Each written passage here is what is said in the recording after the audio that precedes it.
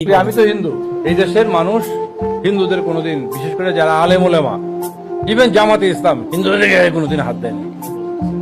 হেফাজতে ইসলাম হিন্দুদের কোনো বিরুদ্ধে জড়ায়নি। হিন্দুদের যে বিরুদ্ধে জড়ায় সেটা অর্থনৈতিক বিরুদ্ধে জড়াতে পারে, সেটা অন্য জিনিস, তার সাথে ধর্মের কোনো সম্পর্ক নেই। ভারতের এখন বেশি করে বলছি কারণ তারা সবগুলি দল এবং বিভিন্ন মিডিয়া মিলে বাংলাদেশের বিরুদ্ধে এই চক্রান্তটা করছে। তাদের খুব ভালো লাগে না আওয়ামী লীগের পতনটা, আমরা যেটা মনে করতেছি, সেই জন্য এই কাজটা করছে। কিন্তু আলটিমেটলি ক্ষতি হচ্ছে এই দেশের সংখ্যালঘু সম্প্রদায়, এই যে ধর্মীয় সংখ্যালঘু, আমি ওইটা বলবো না, যদিও বলে যে দেশে কেউ সংখ্যালঘু না, কিন্তু আসলে কিন্তু এইটা আমাদেরকে ব্যবহারই করা হচ্ছে। এবং এই যে আপনারা হয়তো বলবেন, আমিই বলি কথাটা, যে হিন্দু যখন আওয়ামী লীগ আসে, কেউ কেউ চাকরিতে প্রমোশন পায়, বড় বড় পদে বসে, আমরা মনে করি, আমি তো হিন্দু, আমি মনে করি এইটা হিন্দুদের তারা বিপদে বসায়, মনে করে এর চেয়ে আপন আর কেউ নাই, এই লোকগুলি আমাদের কথা শুনবে এবং আমরা যা বলি তাই করবে। অনেক মুসলমান এটা করবে না, সেই জন্য হিন্দুদের কিছু। আওয়ামী লীগ যে চলে গেছে লক্ষ লক্ষ কোটি কোটি টাকা নিয়ে, এদের একটা বড় অংশ ভারতে আশ্রয় নিচ্ছে।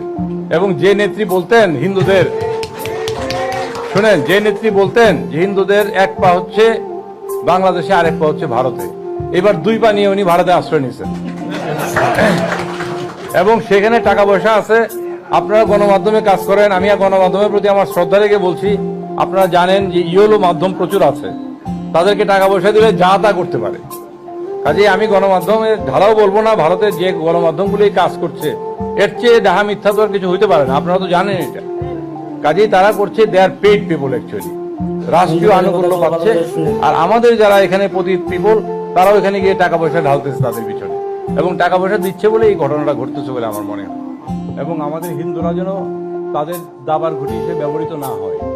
কারণ একটা ঘটনা আপনাদের জানেন কিনা জানি না, এই যে হাজারির গলি নাকি চিটাগাঙের, যারা বলতে পারেন, এখানে যে ঘটনাটা ঘটেছে, ওইটা একটা বড় বিজনেস সেন্টার, এখানে একটা বড় অংশ হচ্ছে হিন্দু ব্যবসায়ী এবং কিছু মুসলমান আছে যাদেরকে ফাইন্যান্স করে হিন্দুরা, আমরা খোঁজ নিয়ে জেনেছি। ওইটা আবার লিড করে ওই যে মহিউদ্দিন চৌধুরীর ছেলে মহিবুল নৌফেল বোধহয়, হ্যাঁ এই নাম, সে তার চক্রান্ত এগুলি সব। এবং সে, আমরা এটাও শুনি গুজব কিনা জানি না, আপনারা চেক করে দেখতে পারেন, যে নৌফেল নাকি ইসকনের মেম্বার, বলে এটা আমি ইসকনের মেম্বার, কোথায় জানি বলছে, নিজেই বলছে ইসকনের মেম্বার। আজই বুঝতে পারবেন এই ইসকন দেখছে যে ইসকন একটা আন্তর্জাতিক হিন্দুদের একটা প্রতিষ্ঠান, এইটাকে ব্যবহার করা যায় কিনা। পুরো ইসকনকে ব্যবহার করতে পারে নাই,